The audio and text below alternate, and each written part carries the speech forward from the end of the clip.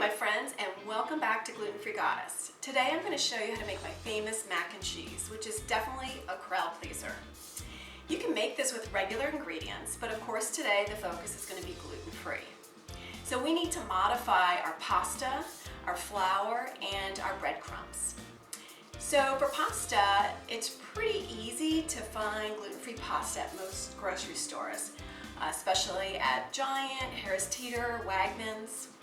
Today we're going to use Barilla, which I absolutely love.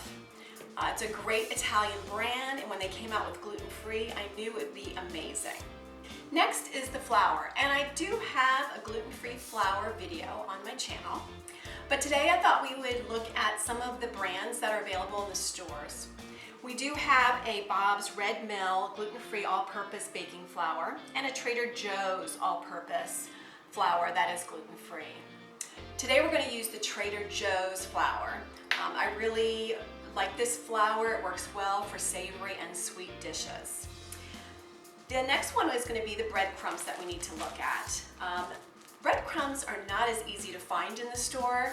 If you find them, sometimes they're really fine, almost like a powder. So I tend to make my own.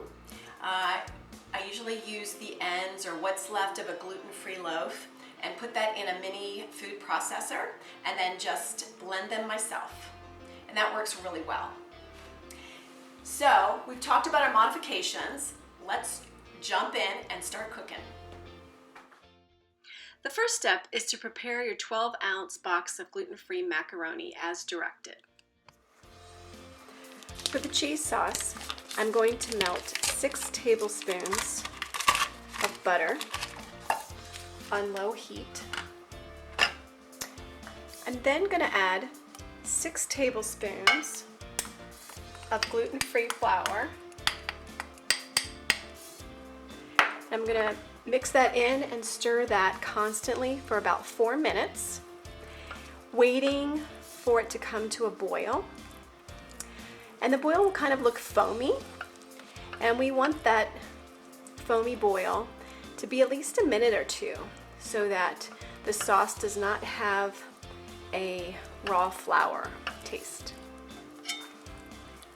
As you can see, there's a slight boil here and it's foaming up, which is good. And it's ready for 1 teaspoon of salt and 1/4 teaspoon of pepper. So we're going to add that in, and then we're going to start adding our milk.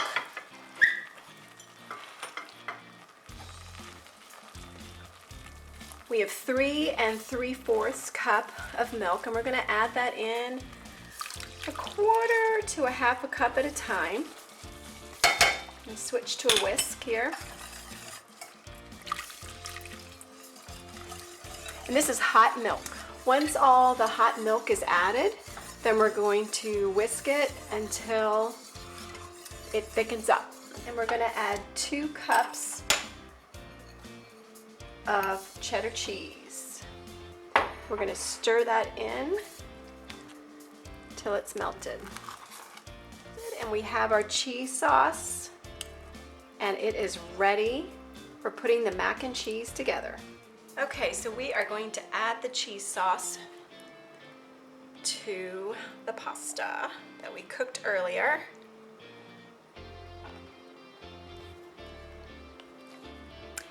Wow, this looks very cheesy.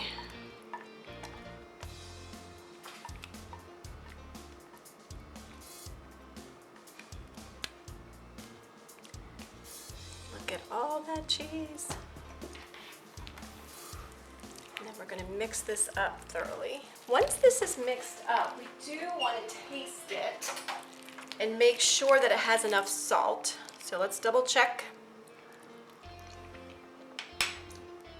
Oh, I think it's perfect. Okay, we're going to put this together, and we need a 13 by 9 pan that has been sprayed with cooking spray so it doesn't stick. And we're going to start our layers. The first layer we're going to do is 1/2 cup of the shredded cheddar cheese on the bottom.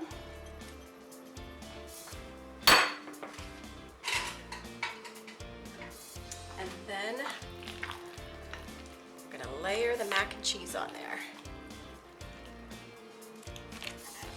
So we're making 3 layers.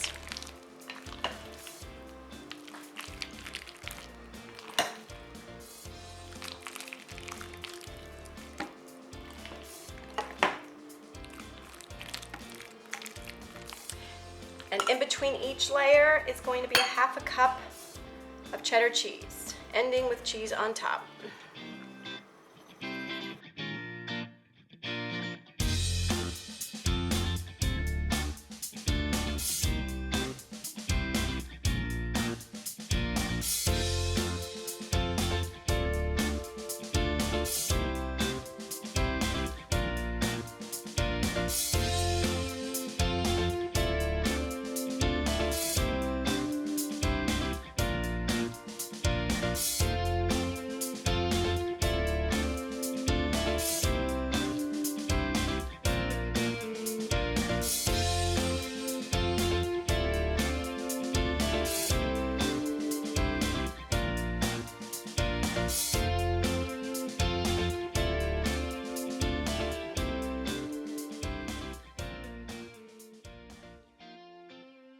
Okay, so we just finished our layer, and next we need to put 1/2 cup of heavy cream over the mac and cheese.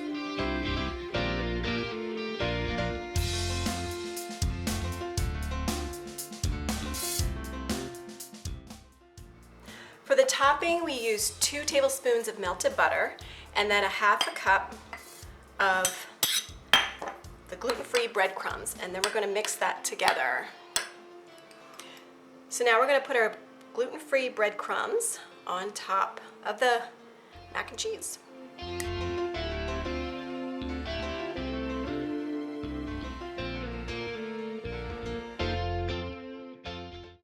So it is ready for a 350 oven for 30 minutes. So the mac and cheese was in the oven for 30 minutes, and I wanted it a little bit more golden brown, so I left it in for 2 more, and then it rested for 10 minutes, and it looks really good. So it is time for a taste test. This looks amazing.